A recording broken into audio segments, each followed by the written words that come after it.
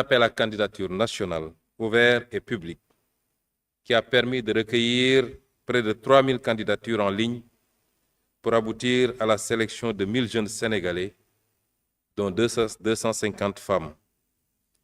Vous me permettrez de rendre un hommage appuyé à ces 2 femmes, mères de famille, qui ont suivi cette formation avec leur bébé dans ce camp et qui ont tenu jusqu'à la fin de cette formation.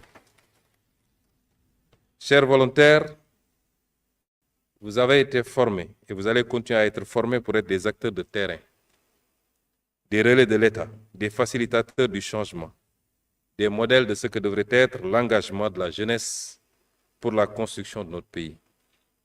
Vous serez déployés dans les terroirs agricoles, dans les villages, dans les zones de production.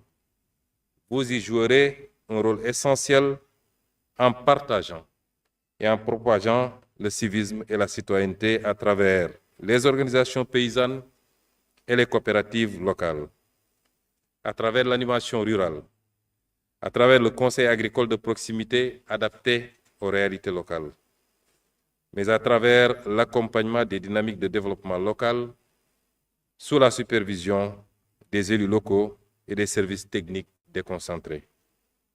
Votre action sera encadrée, structurée et suivie.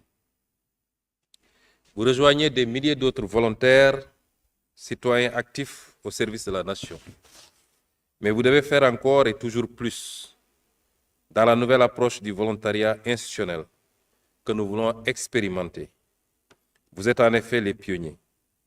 Il s'agit ici d'un modèle de base sur lequel la Direction générale du service civique national et du volontariat devra appuyer avec les différentes administrations centrales pour mobiliser toutes les politiques sectorielles des volontaires institutionnels qui viendront en appui, tout en mettant en priorité dans les réflexions les modalités d'insertion à la fin de l'engagement.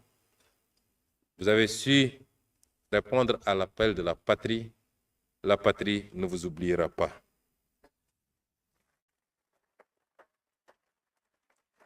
C'est ainsi un moyen pour renforcer l'employabilité des Sénégalais en général et de notre jeunesse en particulier.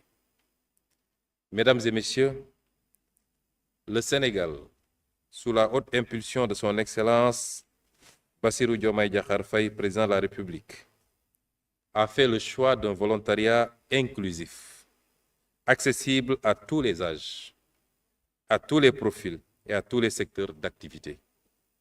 Le repositionnement au niveau de la primature a effectivement l'ambition d'en faire un élément central de la réalisation des politiques publiques en matière de développement. Par conséquent, l'agriculture que nous célébrons aujourd'hui ne sera pas le seul secteur concerné.